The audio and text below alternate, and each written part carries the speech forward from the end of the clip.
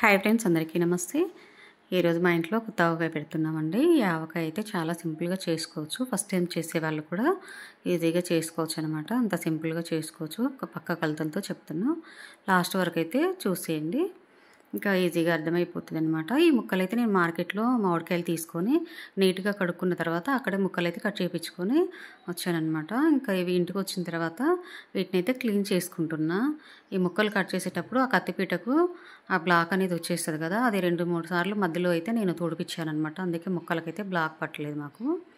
ఇంకా ఇంట్లో నుంచే నీట్గా ఉన్న క్లాత్లు అయితే తీసుకెళ్ళి అవి ఇంకా అక్కడ మామిడికాయలు తుడుచుకున్న తర్వాత కత్తిపీట కూడా ఇలా తుడచమని చెప్తే వాళ్ళు తుడుస్తారనమాట. తుడచకుండా ఉంటే ఈ మ్యాంగోస్ ముక్కలు ఉన్నాయి కదా, ఇవి మొత్తం బ్లాక్ పట్టేస్తుంది. ఆ కత్తిపీట పులుపు వల్ల బ్లాక్ వచ్చేసి మొత్తం పడుతుంది అనమాట. ఇంకా ఇంటికి వచ్చిన తర్వాత కూడా ఇలా ముక్కలు మొత్తం తుడుచుకొని పైన ఉన్న లేయర్ అయితే తీసుకోవాలి. తీసుకున్న తర్వాత ఒక కాటన్ క్లాత్ పైన అయితే ఇవి ముక్కలన్నీ ఇలా వేసుకొని ఫ్యాన్ గాలికి ఆరబెట్టుకోవాలి. ఈ వెల్లుల్లి వచ్చేసి కేజీ వెల్లుల్లి తీసుకున్నా నేను 5 కేజీలకి. ఇంక ఇవైతే మొత్తం పొట్టు తీసుకున్న తర్వాత ఇంకా మిక్సీ పట్టుకుంటున్నా. పావు కేజీ వచ్చేసి మిక్సీ పట్టుకున్న, పావు కేజీ అయితే కొద్దిగా పెద్దగా ఉన్న వెల్లుల్లి అయితే పక్కన పెట్టేసా. ఇప్పుడు స్టవ్ పైన అయితే ఒక 1/2 కేజీ ఆయిల్ వేసుకుని అది వేడైన తర్వాత ఆవాలు, జీలకర్ర వేసి ఇంకా అవైతే చిటపటాన్ని ఫ్రై అవ్వాలన్నమాట. ఇంకా తర్వాత ఇంకా ఈ ఎండుమిర్చి ఉన్నాయి కదా, ఇవైతే ఒక క్లాత్తో పైన ఉన్న అంతా నీట్గా తుడుచుకొని వేసుకొని ఫ్రై అయిన తర్వాత మిక్సీ పట్టుకున్న వెల్లుల్లి పేస్ట్ కూడా ఇంకా హాఫ్ అయితే దీంట్లో వేసుకుంటున్నా పోపులో. ఇంకా ఈ పోపు అనేది చాలామంది కొంతమంది చేసుకుంటారు, కొంతమంది చేసుకోరు. మాకైతే ఇలా పోపు చేసుకోవడం ఇష్టం. ఒక 1/2 కేజీ ఆయిలే పోపు చేసా, ఇంకా మిగతాదంతా పచ్చిదే వేస్తాం.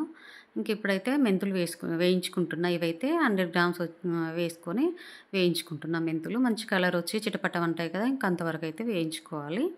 ఇంక ఈ జీలకర్ర వచ్చేసి 50 గ్రామ్స్ అనమాట. జీలకర్ర అయితే చాలామంది వేయరు, మాకైతే జీలకర్ర వేస్తేనే టేస్ట్ ఉంటుంది అనమాట. ఇది కూడా మంచిగా వేగిపోవాలన్నమాట. ఈ జీలకర్ర కూడా మంచిగా వేగిన తర్వాత తీసి అయితే పక్కన పెట్టుకొని పావు కేజీ అయితే ఆవాలు వేసుకుంటున్నా.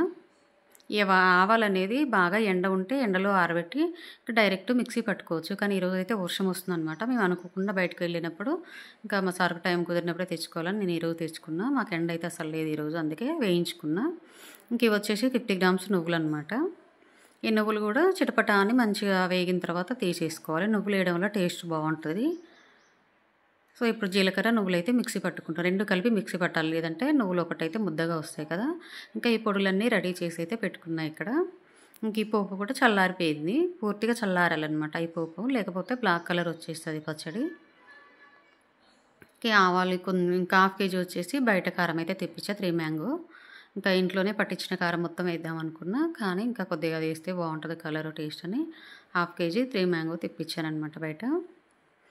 సో ఇప్పుడైతే ఇంకా కారం ఇక్కడ కొలుస్తున్నాం మేము. అక్కడ 5 కేజీస్ తీసుకున్నాం మ్యాంగోస్, అది కేజీ కొలత. 5 కేజీల మ్యాంగోస్ తీసుకుంటే కేజీ కారం, కేజీ ఉప్పు, 2 కేజీల ఆయిల్ అయితే పట్టింది. ఇంకా ఇక్కడైతే మానక కొలతతో కొలుస్తున్నాం అనమాట. ఇంకా దీంట్లో అయితే కారం, పసుపు, జీలకర్ర, మెంతి పొడి, జీలకర్ర పౌడర్, మెంతి పౌడర్, ఇంకా నువ్వుల పౌడర్ ఉంది కదా, ఇది అన్నీ వేసి అయితే ఇంకా కలుపుతున్నాం అన్నమాట. ఉప్పు ఇదంతా కొంచెం, ఇది వచ్చేసి ఆవ పొడి. ఇంకా అన్నీ అప్పుడే మిక్సీ పెట్టాం కాబట్టి ఇంకా అన్నీ అలా ప్లేట్లో అయితే వేసాం, వేడిగా ఉంటుంది కదా అని చెప్పి. ఇంక ఇప్పుడు ముక్కలు అయితే కొలుస్తుంది మా చిన్న పాప. ఇంకా వెయిట్లో అయితే 5 కేజీస్ ఉన్నాయి. ఇప్పుడు మానకతో కొలుస్తున్నాం అన్నమాట. ఉప్పు, కారం, ముక్కలు అన్నీ మానక కొలతతో వేస్తున్నాము. కేజీ కొలత అయితే ఇంకా 5 కేజీలకు కేజీ ఉప్పు, కేజీ కారం, ఇంకా 2 కేజీల ఆయిల్ అయితే పట్టింది.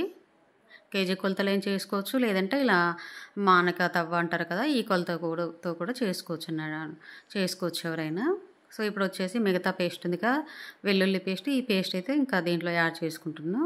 ఇంకా వెల్లుల్లి కూడా పావు కేజీ వెల్లుల్లి అయితే తీసి పక్కన పెట్టుకున్నాయి కూడా యాడ్ చేసుకొని, ఈ ఉప్పు, కారం, మసాలాలు ఇవన్నీ ఉన్నాయి కదా, ఇవన్నీ గడ్డలు లేకుండా నీట్గా కలుపుకోవాలి.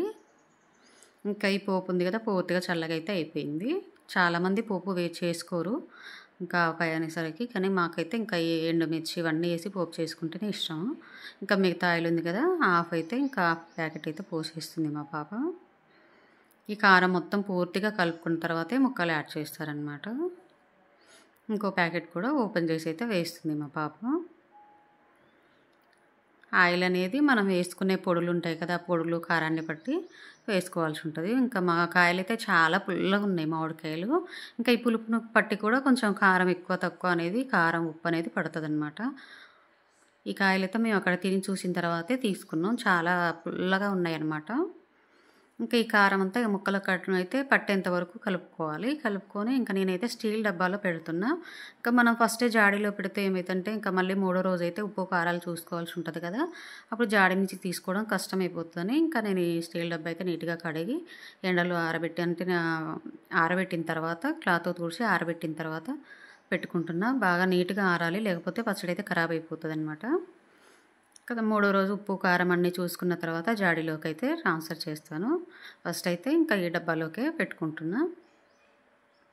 ఇంక ఈ పచ్చడి అంతా ఈ డబ్బాలో పెట్టిన తర్వాత పైనుంచి ఆయిల్ ఉప్పు మిగతా ఉంది కదా, ఇంకా కేజీలో కొద్దిగా మిగిలినది అదంతా ఉప్పు ఆయిల్ అంతా వేసాము. ఇంక ఇది వచ్చేసి మూడో రోజు అనమాట. ఇంకా మూడో రోజు అయితే ఇలా ఉంది. ఈ వీడియో మీకు నచ్చినట్లయితే లైక్ చేసి సబ్స్క్రైబ్ చేయండి. Bye friends.